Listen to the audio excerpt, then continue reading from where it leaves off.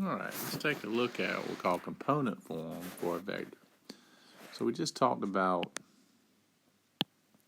horizontal and vertical components, right, to define a vector. So every vector can be resolved into a horizontal and vertical component. Right, in this example here, we're looking at finding the component form of vector AC. So we got initial point here at A, terminal point at C. All right, with the points again x1, y1, x2, y2 given for those 2 points. And of course, as we're resolving it into a horizontal and vertical component, we can see that drawn in here. Right, here's our horizontal and vertical distance. Right, that's travel from initial point to terminal point. And of course, the change in the x-coordinates, x2 minus x1, right, there's our horizontal distance, which is our horizontal component, right? Horizontal component would equal x2 minus x1.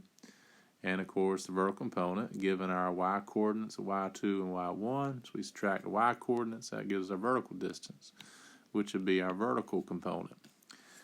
With that said, when we have our 2 components, right, and as we write that in component form, we use these angular brackets, right, as you can see here, and we look at labeling those 2. So it looks like coordinates of an ordered pair.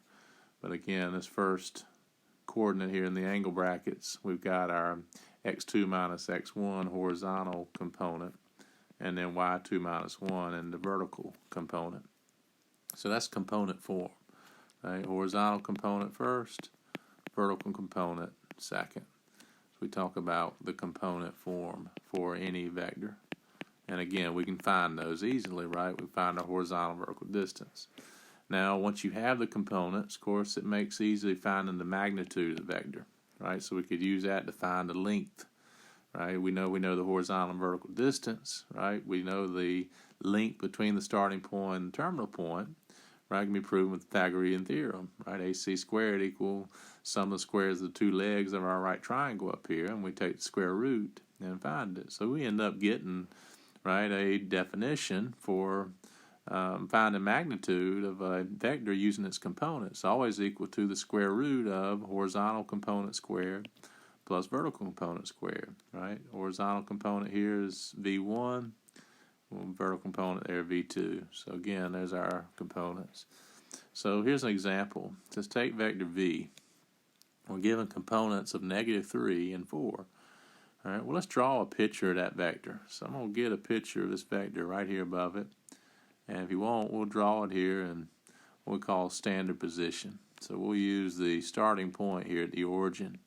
That'll be our initial point, 0, 0, 0. So with that said, let's go ahead and draw it in here in different color. We know in this example our horizontal component is -3.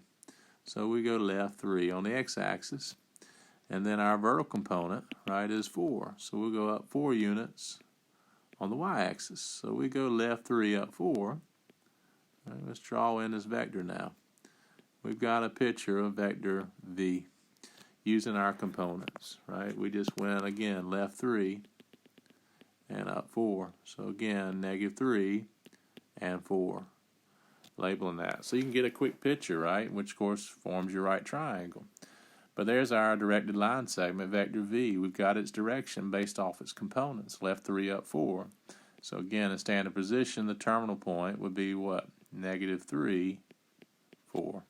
So it starts at 0, 0 and ends at -3, 4 based off the components, right, that we've drawn in there. The horizontal component and, of course, the vertical component.